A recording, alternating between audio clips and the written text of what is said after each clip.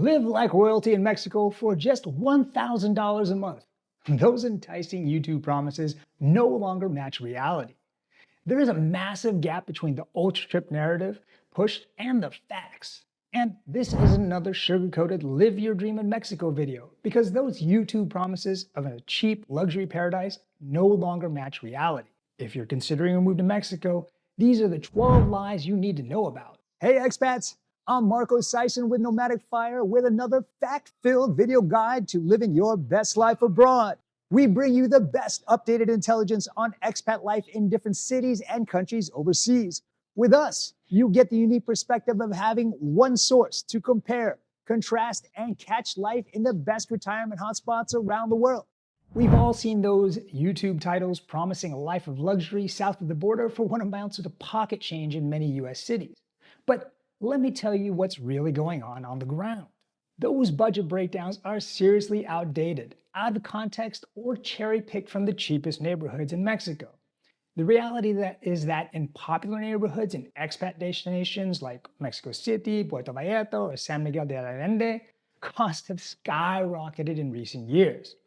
$1,000 barely covers the basics in these desirable areas, with expats in Mexico City's trendiest neighborhoods sharing monthly expenses hitting $4,000 per month depending on the neighborhood and lifestyle choices. Tourist booms, foreign investors, and global inflation have driven up prices and have compressed 5 years of gentrification into basically 2, especially after the post-pandemic with a bunch of remote workers flooding into the country.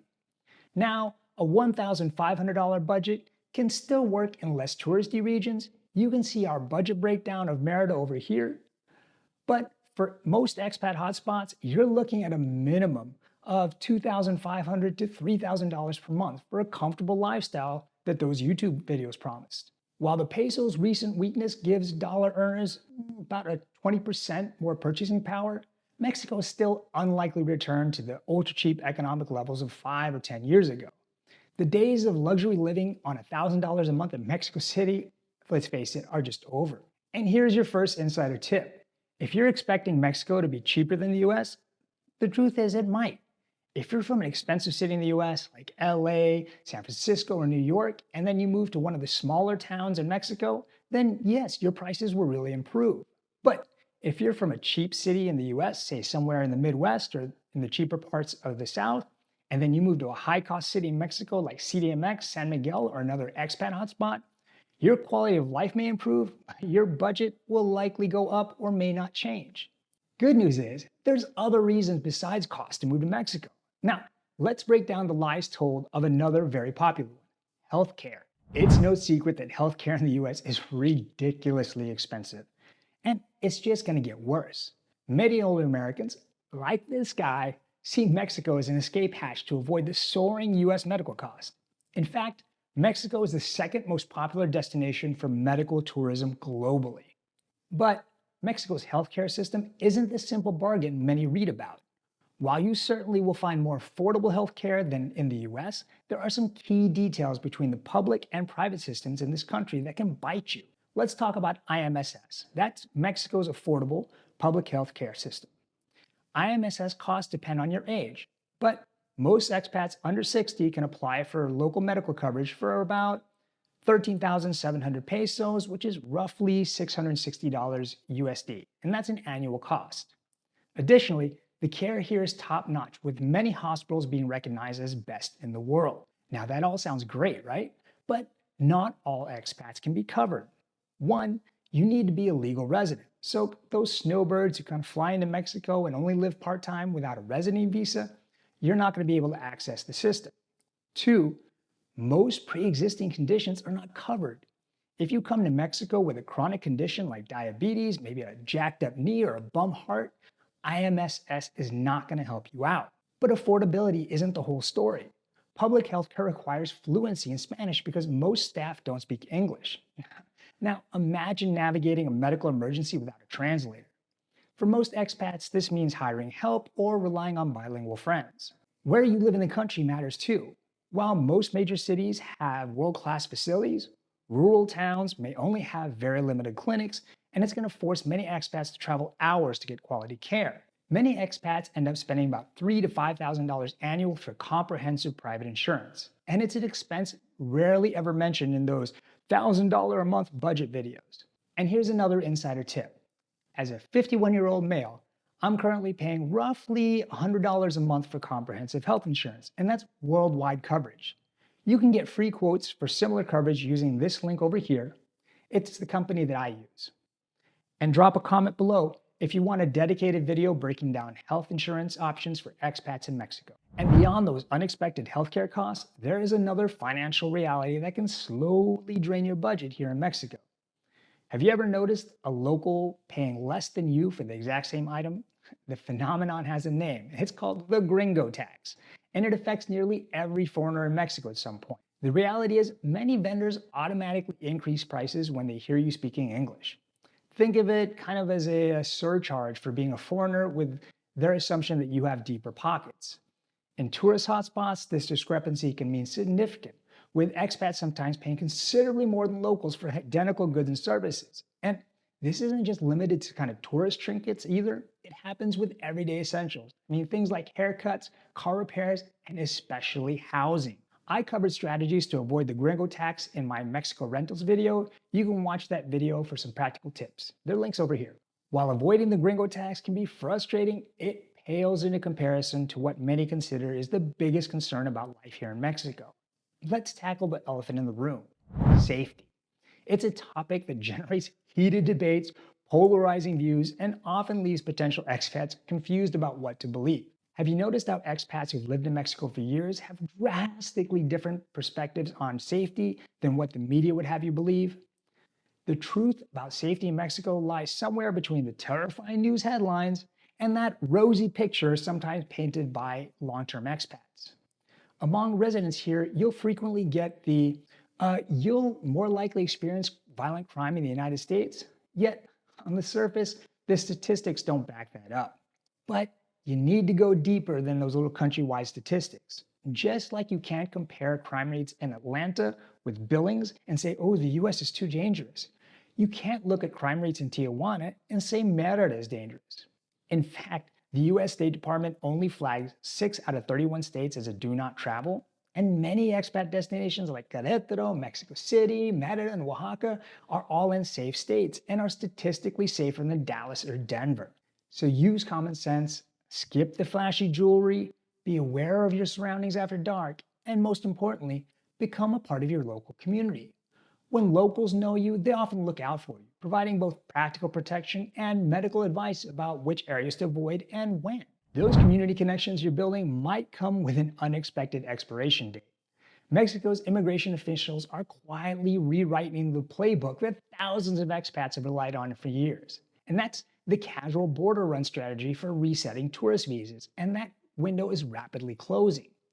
While Americans and citizens of 68 countries can continue to enter the country visa exempt for up to 180 days, immigration officials are not obligated to grant you that full 180-day period.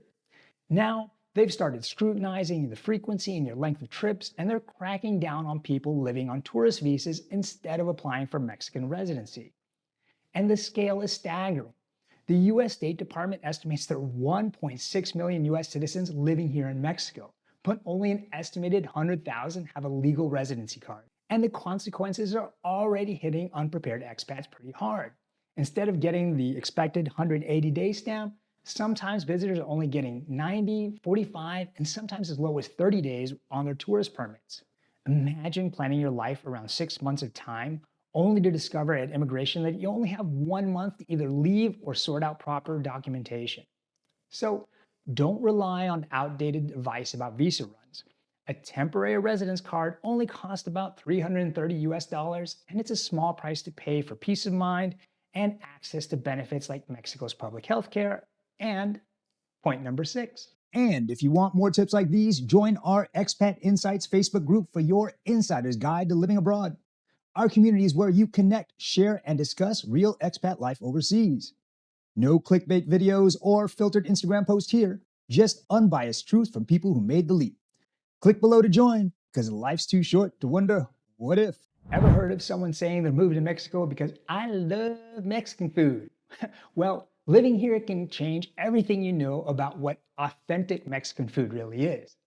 With 31 distinct states, each offers unique traditions far removed from the typical Tex-Mex fare served in Mexican restaurants in the US.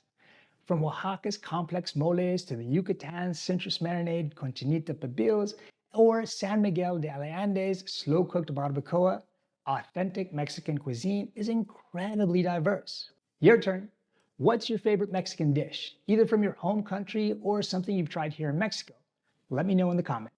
And here's another insider tip. It's not just what Mexicans eat that surprises newcomers, it's when and how often they eat. Mexicans can eat up to 5 meals a day. There's desayuno, almuerzo, comida, merienda, and then cena. And contrary to popular belief, not everything here is spicy. Many traditional dishes prioritize complex flavors over just heat. You can also remember to say sin picante, which is not spicy. And it's very different than sin caliente, which means not hot temperature. Speaking of temps, let's talk about the weather in Mexico. That picture-perfect climate with the sunny beaches you see in travel brochures, it's a major misconception about Mexican living. While Americans and Canadians often dream of escaping their freezing winters for eternal sunshine, the reality is it's not that simple.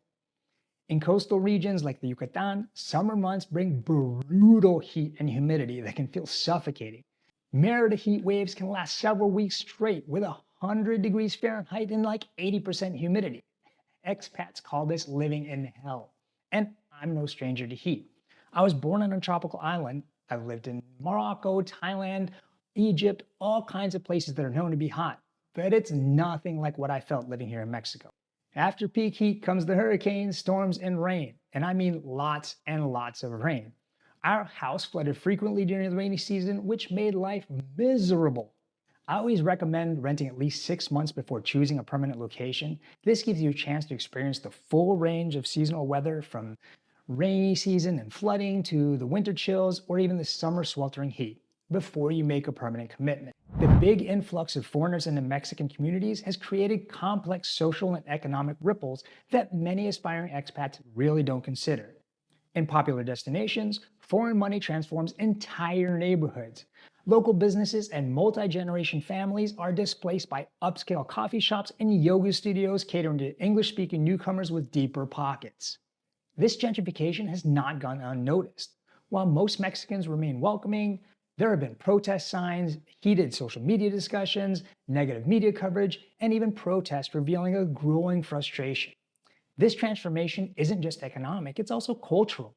This creation of English-only bubbles where Spanish becomes optional and Mexican customs are just merely background scenery, this particularly rankles locals who just watch their communities transform into unrecognizable tourist zones. The most visible impact of gentrification is housing cost. When property owners can charge foreigners premium prices, long-term residents frequently find themselves priced out of neighborhoods where their families have called home for generations. And that tension between locals and foreigners often just kind of simmers underneath the surface. But there's one aspect of Mexican life that's anything but quiet, and that's our next point. Mexico is loud. That peaceful Mexican paradise you're imagining, well, it's time for a wake-up call, like literally. Mexico's volume runs counter to most expat expectations, and guess what? There's no mute button. From 5 a.m. church bells to street vendors with megaphones to impromptu fireworks to neighborhood block parties.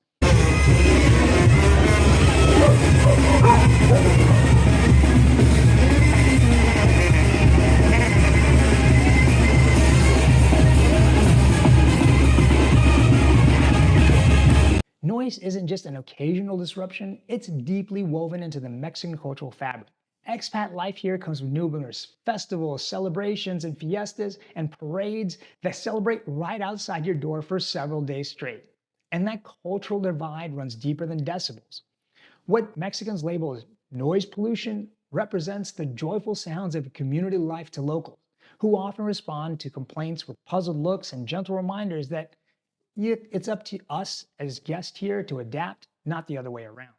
Smart expats just find ways to cope, from soundproofing their bedrooms to choosing homes away from city centers or moving to quieter gated communities. Others invest in earplugs or white noise machines, But the wisest thing to learn is just embrace this lively soundtrack as part of Mexico's vibrant communal culture. Here, life happens out loud. The booming volume of Mexican life might be manageable with some earplugs and soundproofing, but there's one aspect of daily life that's harder to work around, and that's the physical infrastructure in Mexico can be really challenging for older expats or anyone with mobility issues. The sidewalks in many older Mexican neighborhoods are treacherous minefields of cracks, holes, and uneven surfaces. And those picturesque cobblestone streets in the city center become hazardous obstacles, especially in wet weather. If you get caught in the rain with the wrong shoes, good luck trying not to break an ankle. And if you're an older expat or someone who might need a cane, a walker, or a wheelchair to get around, Mexico might be difficult. I think of those narrow, windy cobblestone streets and alleys as really charming now, but I'm honestly not sure how much I'm going to like them when I get older. Mexico offers incredible opportunities from vibrant culture, beautiful landscapes, and relative affordability compared to the US cities. But success here isn't about budget or beautiful homes. It's really about accepting Mexico for exactly as it is, not for what some YouTube video promised it should be. Here's your challenge. I'd like for you to review these potential deal breakers honestly. For you, are they going to be mere adjustments that you can embrace, or are they going to be genuine obstacles for you to be happy here in Mexico? Because for every expat who leaves here within a year, I've met others who've built extraordinary lives here by just adapting to Mexico's realities rather than fighting them. Do you have any specific questions about moving to Mexico? Drop them in the comments below. Your question might be featured in our next Q&A. So until next time, hasta luego from Mexico.